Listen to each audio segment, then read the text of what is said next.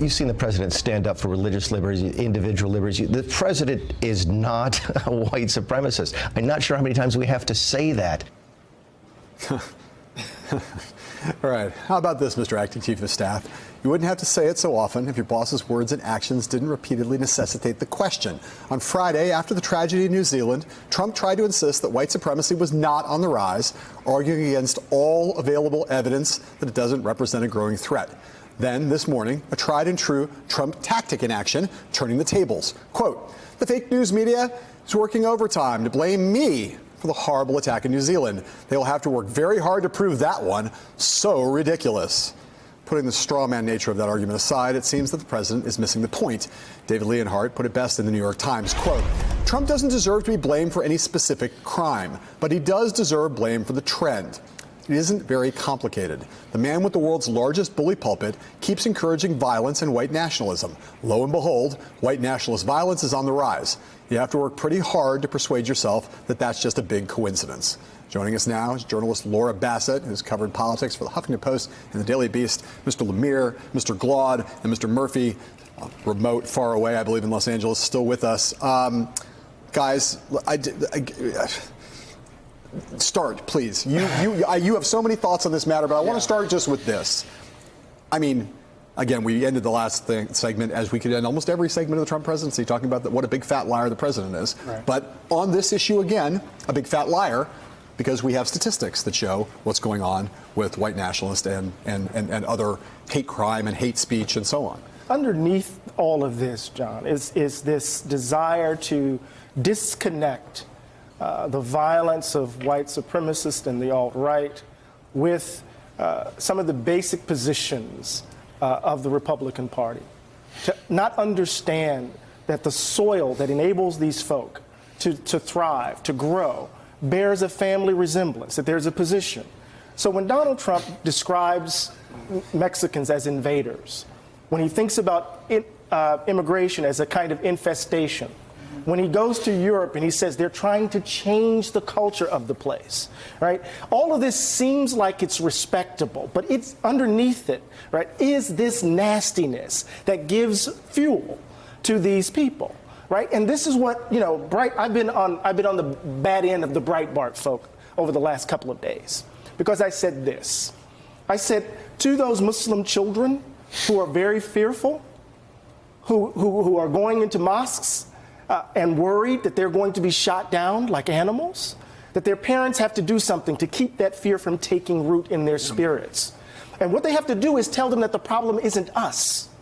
The problem isn't with immigrants. The problem isn't with people of color or black folk. The problem is with this idea of whiteness, that somehow it should accrue special benefit to folk. And Trump lives in that space day in and day out. When we talk about him playing to his base, we know exactly what we're saying. He's playing to their fears and to their hatreds. So there's a direct linkage that they want to break. And Mick Mulvaney thinks he could just say it. And we know that he lies through the side of his neck all the time, too. The side of his neck. Awesome. Listen, so I want to get the data up here. Let's just pull it up here from the Southern Poverty Law Center here, the latest available white nationalism data just in the last year. Supremacist propaganda up 182%. Racist rallies and demonstrations up 20%. Hate groups up 7%. That's all United States data. It doesn't deal with international stuff. Right. So, Mike Murphy, I ask you, as someone who's worked for people who've gone on to become president of the United States, the president does two things simultaneously in the face of what happened in New Zealand. One, he does not condemn it for what it is. And two, he denies that what it is a real problem.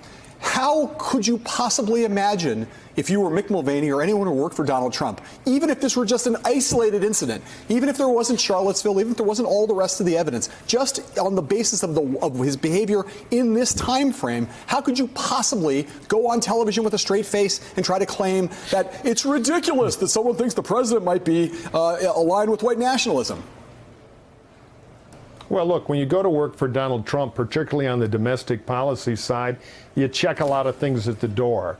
That's like requirement job one, and that's part of it. Now, look, I I think the problem is I don't believe the president is an arsonist, but I think he is magnificently careless with matches. And he doesn't seem to understand that part of his job is not to be just the head of the elected government and demand things and vilify opponents and do all the political rough and tumble at a massively coarse level, I might add. He's also the head of state. He speaks for the whole country. He's supposed to be the defender of institutions. So one of the main jobs of a president is to preempt things like this, and when they happen, address them in a way that takes the energy away from it, the causal energy away, by reminding people of the values that bind us together as a country. He does none of that by choice. Instead, he pivots to somehow he's the victim.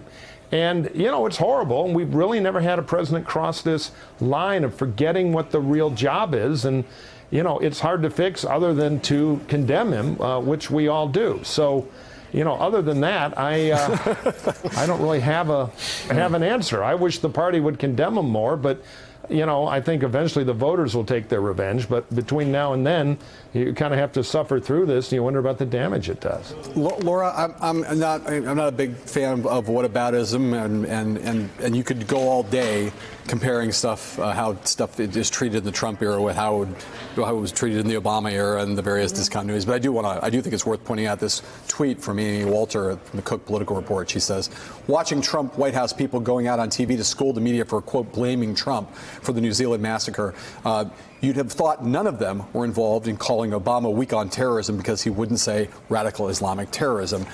It's, you know, these people have been, if you want to talk about the application of double standards, these people are practicing that at a very high level of art form. Right. You know, of course. And I think that we don't have to work very hard to blame. It's not the media who's blaming Trump for these massacres. The shooters themselves, the mail bomber, the anti-Semitic shooter at the synagogue, the Muslim shooter in New Zealand, have all cited Trump themselves and said that they were inspired by him. The KKK has endorsed him. I mean, he called African countries SHIT whole countries.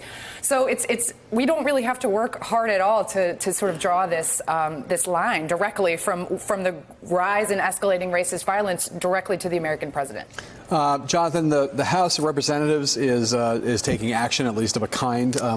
On the Daily Beast, with this headline that says the House Judiciary Committee is planning a hearing on the rise of white nationalism. You know, there are many ways in which the Democrats taking control of Congress is politically problematic for President Trump.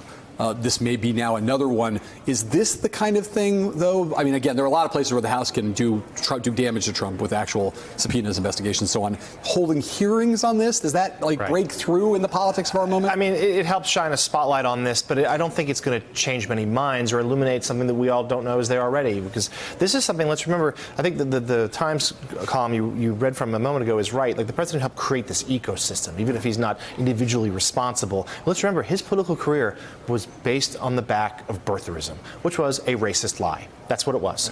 And since then, in the early days of the campaign, he was slow to reject the support of David Duke. And nothing has changed since. We know how he's vilified Mexicans. Mind you, on Friday, when he signed this national emergency declaration, he referred to illegal immigrants as invaders. Hours after that same manifesto that the New Zealand shooter, he used that same word, invaders, to describe immigrants. So this is something that is part and parcel with this president, even looking beyond the high-profile moments like Charlottesville. This is just simply part of the space he's created. Hey there, I'm Chris Hayes from MSNBC. Thanks for watching MSNBC on YouTube. If you want to keep up to date with the videos we're putting out, you can click subscribe just below me or click over on this list to see lots of other great videos.